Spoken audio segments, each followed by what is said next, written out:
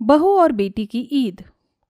रमीज़ा भरी गर्मी में रसोई में जल्दी जल्दी रोजे खोलने की तैयारी कर रही थी। वहीं उसकी ननंद नाजिमा एसी की ठंडी हवा में कमरे में बैठी फोन चला रही थी। तभी सलीमा नमाज अदा करके रसोई में काम कर रही रमीज़ा के पास आ जाती है। या अल्लाह, सूरज ढले एक अरसा बीतने को है और तुमने अभी तक खाने की मेज पर इफ्तारी की तैयारी नहीं की। पता नहीं अल्लाह ने कैसी कामचोर बहू फरमाया है हमें। हमें मुआफ कर दीजिए अम्मी जान, मगर हम तो तब से इफ्तारी की तैयारियों में ही लगे हुए हैं। लोहाल विला कुवत बहुरानी, आज रमजान के पाक महीने का आखिरी रोजा है। पता है चांद भी निकल आया और अब तक तुमने इफ्तारी की तैयारी भी नहीं की। जरा जल्दी जल्दी हाथ चलाओ। अपनी सास सलीमा को सख्ती से पेश आता देखकर रमीज़ा का मन रोने को हो जाता है और रमीज़ा जल्दी जल्दी मेज पर इफ्तार का खाना लगाती है। इतने में अरशद और अब्दुल भी वहां आ जाते हैं। सभी साथ मिलकर रोजा खोलते हैं। तभी नाजिमा सलीमा से कहती है, अम्मी चलिए उठिए। अरे मगर कहाँ? अम्मी आप भूल गई, आप ईद की शॉपिंग कराने मेरे साथ बाजार जाने वाली थी। अगर अब आपने मना किया तो हम आपसे खफा हो जाएंगे। अरे नाजिमा मेरी बच्ची, नाराज क्यों होती हो? चलो बाजार चलते हैं। अम्मी जान हम भी आपके साथ चलें? अगर इस खातून को लेकर गई तो खामखा खर्चे का अच्छा खासा घर बन जाएगा। अरे नहीं नहीं बहू, तुम घर पर रहो। बाजार चलोगी तो ये जूठे बर्तन कब मांजोगी? और फिर कल ईद है, उसके लिए सैकड़ों इंतजामात करने होंगे। अरे बेगम साहिबा, बहू का मन है तो ले जाओ ना। अब्दुल की जोर देने पर सलीमा को अपनी बहू को साथ ले जाना पड़ा। तभी नाजिमा की नजर एक महंगे से मॉल में लगे हुए शरारा सूट पर पड़ गई। या अल्लाह, कितना उम्दा शरारा सूट है। अम्मी मुझे कल ईद के मुबारक मौके के लिए ये शरारा सूट ही चाहिए। हाँ हाँ क्यों नहीं नाजिमा। अरे भैया कितने का है ये सूट? अरे कुल मिलाकर 10,000 का है खाला। मखमली बेल बूटे का काम है। ठीक है, इसे पैक कर दो। सलीमा ने बिना किसी सोच के नाजिमा की फरमाइश पर 10,000 रुपए खर्च कर दिए, जिसके बाद सलीमा ने कल की ईद के लिए सेवइयां, मिठाइयां, खजूर इत्यादि खरीदा। तभी रमीज़ा की नज़र एक नीले रंग के सलमा सितारा सूट पर चली गई और उसने अपनी सास से कहा, अम्मी जान क्या कल ईद के लिए हम ये सूट ले लें? बस करो बहुरानी, तुम्हारी ख्वाहिशें तो खत्म होने का नाम ही नहीं ले रही। मगर मेरे पास इतने फालतू के पैसे नहीं है जो तुम्हारी फरमाइश पर खर्च करूं। ये सामान उठाओ और घर चलो। एक तरफ जहां सलीमा ने ईद के लिए अपनी बेटी की खुशी के लिए खुलकर खर्च करने की एक बार भी नहीं सोचा, वहीं बेचारी बहू की फरमाइश पर उसे बुरी तरह फटकारा, जिस कारण रमीज़ा के अरमान मन में ही दबकर रह गए। इसी बीच अगले दिन ईद आ गई।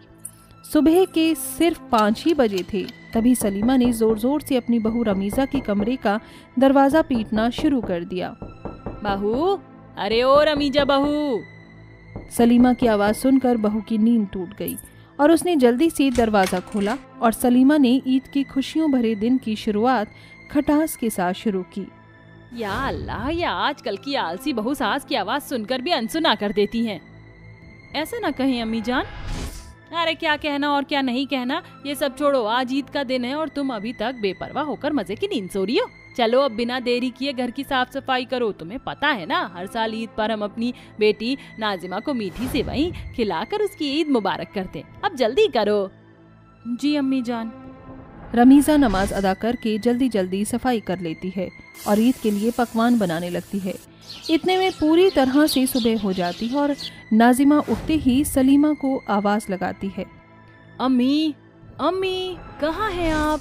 यही हैं तुम्हारी अम्मी। ईद मुबारक मेरी बच्ची। ये क्या अम्मी, आप हमें ऐसे सूखे सूखे ईद मुबारक कर रही हैं? हमारी सेवई कहाँ है? हाँ हाँ अभी लाई। सलीमा जल्दी से किचन में आती है और वहाँ रमीज़ा सेवई बना रही होती है।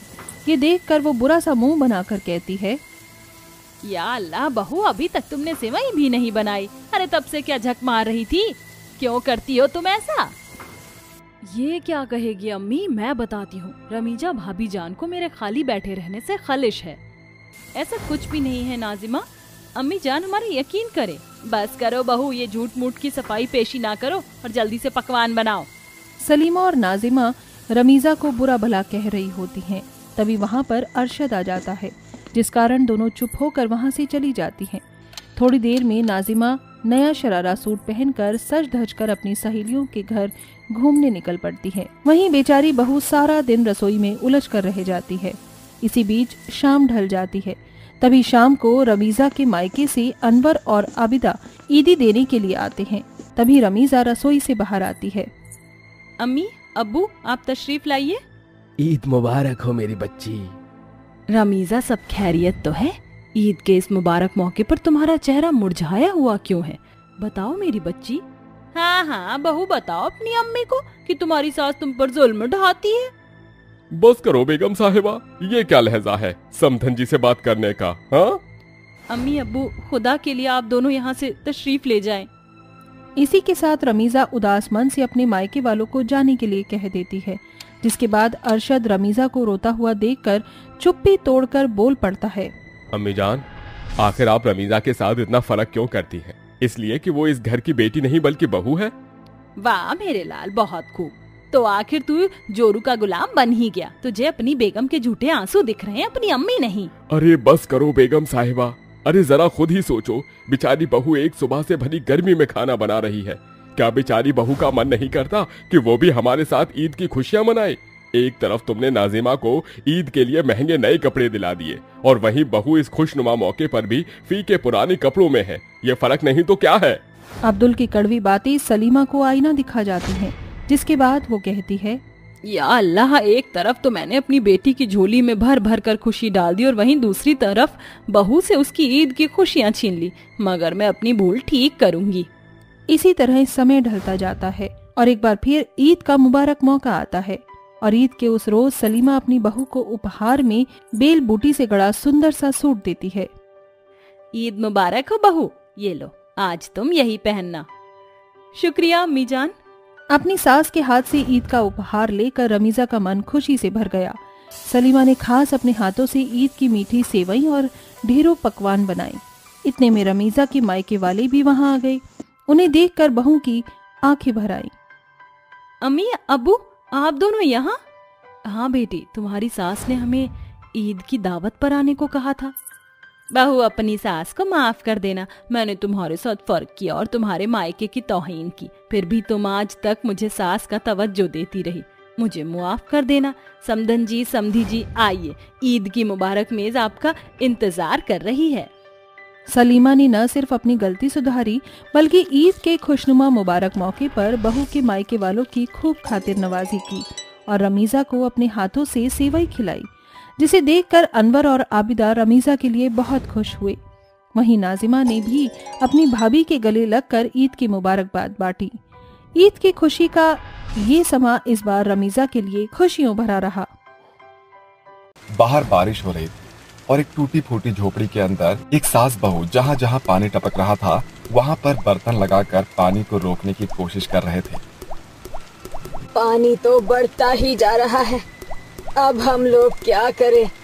माँ जी, पानी को रोकने के अलावा हमारे पास और कोई चारा भी तो नहीं है और हमारे पास इतने पैसे भी नहीं है कि एक पानी की त्रिपाल लाकर छत पर लगा दे। पता नहीं बहू, ये गरीबी हमारा कब जाकर पीछा छोड़ेगी। तभी लक्ष्मी की बेटी मधु उससे कहती है, माँ, मुझे जोरों से भूख लगी है, कुछ खाने को दे दो। अभी देती हूँ, रुको जरा। लक्ष्मी रसोई में जाती है और रोटियां थाली में रखकर साथ में अचार की बरनी से अचार निकालने लगती है, लेकिन बरनी में अचार खत्म हो गया था। ये क्या, अचार तो खत्म हो गया, अब मैं मधु को खाने के लिए क्या दूं? लक्ष्मी किसी तरह अचार का केवल मसाला निकालकर मधु को दे देती है, जिसके बाद मधु अपनी माँ से कहती है, इसमें तो सिर्फ मसाला मसाला है, अचार तो है ही नहीं।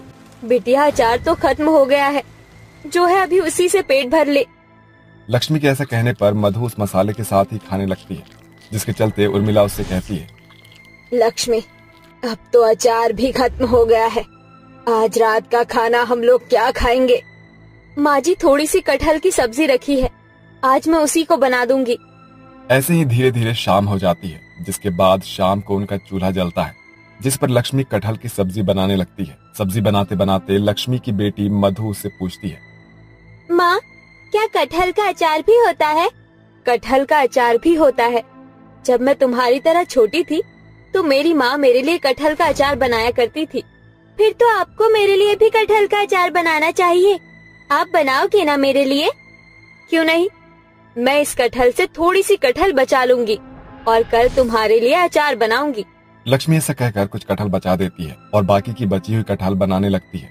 तभी उसकी बेटी पालने से रोने लगती है। लगता है हमारी परी को भूख लगने लगी है, जो तुम उसे थोड़ा सा दूध पिला दो, बाकी की कटहल मैं बना देती हूँ। उर्मिला के कहने पर लक्ष्मी अपनी बेटी को दूध पिलाने के लिए चली जाती है। रात को सभी लोग खाना खाकर सो जाते हैं। अगले दिन जब सवेरा होता है, बारिश थम जाती है, जिसके बाद लक्ष्मी अपनी बेटी के लिए अचार बनाने लगती है। कटहल का अचार ही बनाकर रख लेती हूँ। लक्ष्मी कटहल का अचार बनाकर बरनी में रख देती है और उसे धूप में पकने के लिए छोड़ देती है, जिसके बाद वो अपने काम पर निकल जाती है। अरे लक्ष्मी, आज फिर तुम लेट हो गई, कहाँ थी अभी तक? मालकिन, मेरी बिटिया कटहल के अचार के लिए बोल रही थी, तो बस उसके लिए अचार बनाकर आई हूँ। लक्ष्मी, चाहे कोई भी बहाना ढूंढ लो, लेकिन हर रोज ऐसा बहाना नहीं चलेगा, समझी तुम? अब जाओ, जाकर अरे काम कर लो, क्योंकि आज घर पर मेहमान आने वाले हैं। कलावती की बात सुनकर लक्ष्मी घर में सारे काम करने लगती है। सारे काम होने के बाद लक्ष्मी कलावती के पास जाती है और कहती है, मालकिन, मुझे कुछ पैसों की जरूरत है। मेरे घर पर राशन खत्म हो गया है और बहुत सी परेशानियां चल रही है। मुझे कुछ पैसे आप दे देती तो अच्छा होता। हर महीने का तो तुम्हारा यही ड्रामा रहता है। 15 दिन होते नहीं है, तुम्हें एडवांस पहले ही चाहिए होता है। देखो, अभी मेरे पास कोई पैसे वैसे नहीं है। जाओ, जब सैलरी आएगी तब बात करना। लक्ष्मी की मालकिन 2 मिनट में उसका मुंह झाड़ देती है, जिसके चलते वो मायूस होकर वापस लौट जाती है। क्या हुआ बहू, तू आज राशन नहीं लेकर आई? मालकिन ने तुझे पैसे नहीं दिए क्या? लक्ष्मी रोने लगती है और रोते हुए कहती है, माँ जी, अब मैं आपको क्या ही बताऊं, मेरी तो किस्मत ही खराब है। आज मुझे बाबूजी और कैलाश जी के ना होने का बहुत एहसास हो रहा है। जब वो हमारे साथ थे तो हमें कभी भी तनी मुसीबतों का सामना नहीं करना पड़ा। धीरज रख बहू, सब कुछ ठीक हो जाएगा। क्या हुआ जो आज हम लोग भूखे ही सो जाएंगे? लक्ष्मी कुछ कह पाती कि तभी उसकी बेटी के रोने की आवाज आती है और वो फौरन अपनी बेटी के पास जाती है और उसे दूध पिलाती है, जिसके बाद वो अपनी कटहल की बरनी उठाकर ले जाती है। चलो, भगवान का शुक्र है कि मैंने आज कटहल का अचार बना दिया था। आज हम इसी से खाना खा लेंगे माँ जी। लक्ष्मी फौरन रोटियां बना लेती है, जिसके बाद वो अपनी सास को कटहल के अचार के साथ रोटियां देती है। अरे वाह बहू, क्या स्वादिष्ट कटहल का अचार बनाया है तूने। इतना अच्छा कटहल का अचार तो मैंने जिंदगी में कभी नहीं खाया। तेरे हाथों में तो जादू है, जादू। ये तो आम के और बाकी हजारों से भी बहुत ज्यादा स्वादिष्ट है। अगर आपने लोगों को ये अचार बनाकर खिलाया तो खूब पैसे कमा लोगी आप। मधु तो बस ऐसे ही कह रही थी, लेकिन तभी उर्मिला को इस बात से ख्याल आता है। मैं सोच रही थी, वैसे भी हमारे पास करने के लिए कुछ है तो नहीं, क्यों ना हम कटहल का अचार बनाकर ही बेच दे। क्या पता हम इससे कुछ पैसे कमा सके। लेकिन माँ जी, कटहल का अचार बनाने के लिए हमें बहुत सारा कटहल और मसाले चाहिए होंगे। आज तो मैंने ये मसाले पड़ोस की काकी से मांग लिए, लेकिन इतना सारा अचार बनाने के लिए हमारे पास सामान कहाँ से आएगा?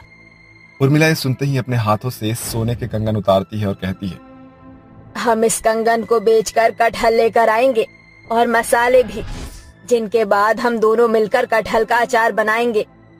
लेकिन माँ जी, ये तो बाबूजी की आखिरी निशानी थी। जब तेरे बाबूजी ही इस दुनिया में नहीं रहे तो मैं उनकी आखिरी निशानी रखकर भी क्या ही करूँगी। अगले दिन उर्मिला सोने के कंगन को बेच देती है और उसी से खूब सारी कटहल और कटहल का अचार बनाने लगती है और साथ ही बहुत सारा मसाला लेकर आती है और दोनों सास बहू मिलकर कटहल का अचार बनाते हैं और बीच बीच में बार बार उसकी छोटी बेटी रोने लगती है। अरे मेरी प्यारी गुड़िया, रोते नहीं है, ये ले, तू दूध पी ले। कुछ देर दूध पिलाने के बाद लक्ष्मी फिर से कटहल का अचार बनाने लगती है। देखते ही देखते वो काफी सारा कटहल का अचार बना लेती है और उसे धूप में रखने के लिए छोड़ देते हैं। अगले दिन दोनों सास बहू कटहल का अचार लेकर बाजार में पहुंच जाते हैं, जिसके बाद वो कटहल का अचार बेचना शुरू करते हैं। अचार ले लो, अचार ले लो, अचार, कटहल का अचार, खट्टा खट्टा अचार। काफी देर तक लक्ष्मी इस प्रकार आवाज लगाती रहती है, लेकिन बाजार में कोई भी उनके पास अचार नहीं लेने आता। अरे माँ जी, हमारा अचार तो कोई खरीद ही नहीं रहा। ऐसा ही चलता रहा तो हमारी सारी मेहनत खराब हो जाएगी। बहू तू पहले बिटिया को चुप करा, वो बहुत देर से रो रही है, तब तक मैं लोगों को आवाज लगाकर बुलाती हूँ। उर्मिला लोगों को आवाज लगाने लगती है लेकिन कोई भी नहीं आता। तभी एक आदमी उनकी दुकान पर आता है और कहता है, अपनी जिंदगी में बहुत सारे अचार खाए हैं लेकिन मैंने कटहल का अचार कभी नहीं खाया, क्या मैं इसे थोड़ा सा टेस्ट कर सकता हूँ? उर्मिला थोड़ा सा अचार निकाल कर भूपेश को दे देती है, जिसके बाद भूपेश जैसे ही अचार को टेस्ट करता है वो कहता है, लाजवाब, इतना स्वादिष्ट अचार और वो भी कटहल का। अरे किसने बनाया है ये? साहब, ये तो मेरी बहू ने बनाया है, बस मैंने थोड़ी बहुत मदद की थी। देखो, मैं एक बहुत बड़ी कंपनी का मालिक हूँ और हमारी कंपनी तरह तरह के अचार बेचती है। अगर तुम चाहो तो मैं तुम्हें अपने काम में बिजनेस का पार्टनर बना सकता हूँ, क्योंकि मुझे ऐसा टैलेंट बरसों से चाहिए था। ये सुनते ही दोनों सास बहू बहुत खुश हो जाते हैं और जैसे ही वो भूपेश की कंपनी में पार्टनरशिप शुरू करते हैं, उसके चलते उनका कटहल का अचार बहुत ज्यादा फेमस हो जाता है, जिसके चलते अब हर घर के अंदर कटहल का अचार उन्हीं की कंपनी से जाना शुरू हो जाता है। उनकी सारी परेशानियां धीरे धीरे खत्म हो जाती है और वो कटहल का बिजनेस करके अपनी जिंदगी में सफलता प्राप्त कर लेते हैं।